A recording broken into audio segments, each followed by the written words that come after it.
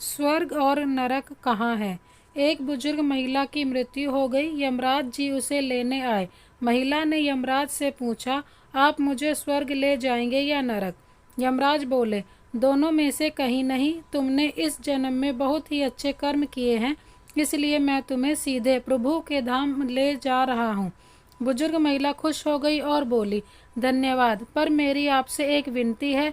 मैंने यहाँ धरती पर सबसे स्वर्ग और नरक के बारे में बहुत सुना है, इसलिए मैं एक बार इन दोनों जगहों को देखना चाहती हूँ। यमराज बोले, तुम्हारे कर्म अच्छे हैं, इसलिए मैं तुम्हारी यह इच्छा पूरी करता हूँ।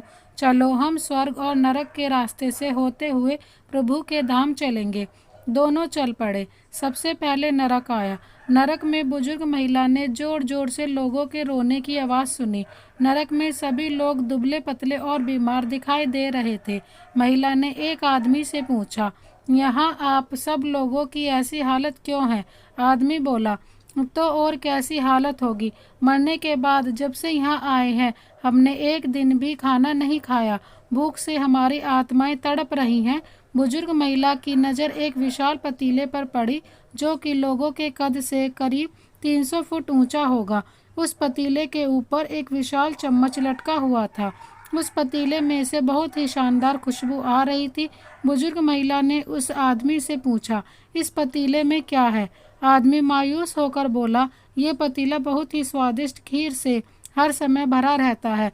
बुजुर्ग महिला ने हैरानी से पूछा, इसमें खीर है तो आप लोग पेट भर के ये खीर खाते क्यों नहीं, भूख से क्यों तड़प रहे हैं।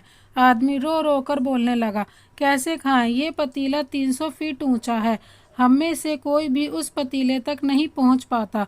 बुजुर्ग महिला को उन पर तरस आ गया। सोचने लगी, बेचारे खीर का पतीला होते हुए भी भूख से बेहाल है, शायद ईश्वर ने इन्हें ये ही दंड दिया होगा। यमराज बुजुर्ग से बोले, चलो, हमें देर हो रही है। दोनों चल पड़े। कुछ दूर चलने पर स्वर्ग आया। वहाँ पर बुजुर्ग महिला को सबकी हंसने खिलखिलाने की आवाज़ सुनाई दी। सब लोग बहुत खुश दिखाई दे रहे थे। उनको खुश देखकर बुजुर्ग महिला भी बहुत खुश हो गई। पर वहाँ स्वर्ग में भी बुजुर्ग महिला की नज़र वैसे ही 300 फुट ऊंचे पतीले पर पड़ी जैसा नरक में था। उसके ऊपर भी वैसा ही चम्मच लटका हुआ था।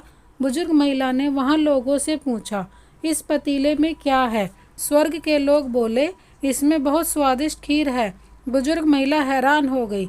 उनसे बोली, पर यह पतीला तो 300 फीट ऊंचा है, आप लोग तो इस तक पहुंच ही नहीं पाते होंगे। उस हिसाब से तो आप लोगों को खाना मिलता ही नहीं होगा, आप लोग भूख से बेहाल होंगे। पर मुझे तो आप सभी इतने खुश लग रहे हो, ऐसे कैसे। लोग बोले, हम तो सभी लोग इस पतीले में से पेट भर के खीर खाते हैं। महिला बोली, पर कैसे, पतीला तो बहुत ऊंचा है। लोग बोले, तो क्या हो गया, पतीला ऊंचा है तो यहाँ पर कितने सारे पेड़ हैं। ईश्वर ने ये पेड़ पौधे, नदी, झरने हम मनुष्यों के उपयोग के लिए तो बनाए हैं।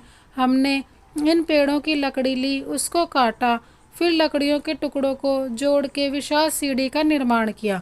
उस लकड़ी की सीढ़ी के सहारे हम पतीले तक पहुँचते हैं और सब मिलकर खीर का आनंद लेते हैं। बुजुर्ग महिला यमराज की तरफ देखने लगी। यमराज मुस्कुराए और बोले, ईश्वर ने स्वर्ग और नरक मनुष्यों के हाथों में ही सौंप रखा है।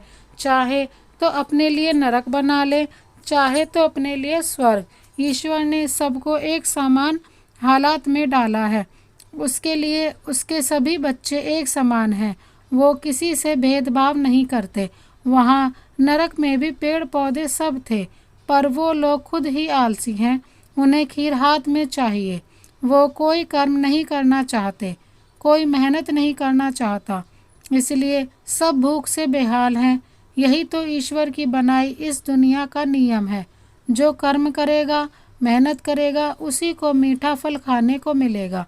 अर्थात स्वर्ग एवं नरक आपके हाथों में ही है। मेहनत करें, अच्छे कर्म करें और अपने जीवन को स्वर्ग बनाएं।